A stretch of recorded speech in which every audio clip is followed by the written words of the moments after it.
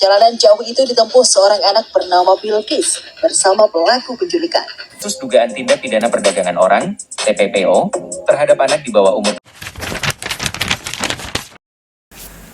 Assalamualaikum warahmatullahi wabarakatuh. Perkenalkan, nama saya Yasminari dengan NPMB 1A023225.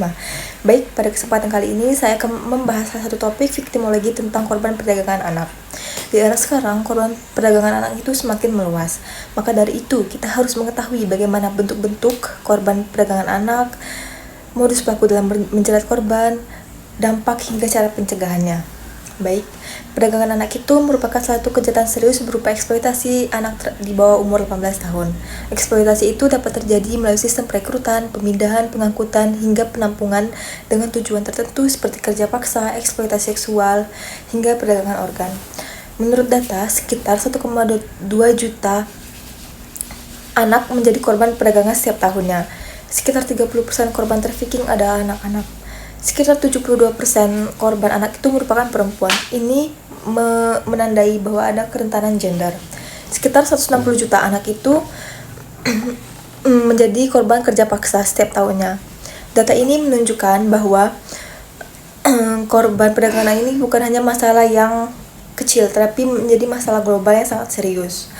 Adapun kita dapat mengidentifikasi bagaimana bentuk-bentuk eksploitasi itu. Yang pertama, melalui kerja paksa, eksploitasi narkoba, dijadikan pengemis, hingga perdagangan organ. Ini merupakan hal yang paling ekstrim dan berbahaya. Bentuk-bentuk tadi menunjukkan bahwa eksploitasi bisa terjadi di berbagai macam sektor. Selanjutnya yaitu modus pelaku dalam menjerat korban. Bisa melalui media sosial, penipuan kerja dengan gaji yang tinggi, orang-orang terdekat, hingga adopsi ilegal. Ini menunjukkan bahwa ancaman itu bisa datang dari mana saja, bahkan dari lingkungan terdekat sekalipun.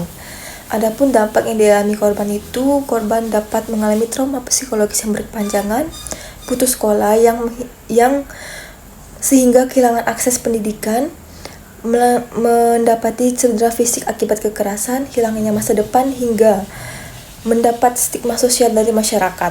Dampak ini bukan hanya dampak jangka pendek, tetapi juga mempengaruhi kehidupan korban dalam jangka panjang.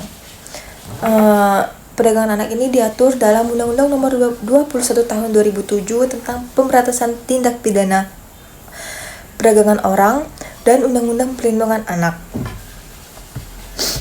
Hal ini menunjukkan bahwa negara menganggap kejahatan ini bukan hanya kejahatan kecil, melainkan pelanggaran berat hak asasi manusia.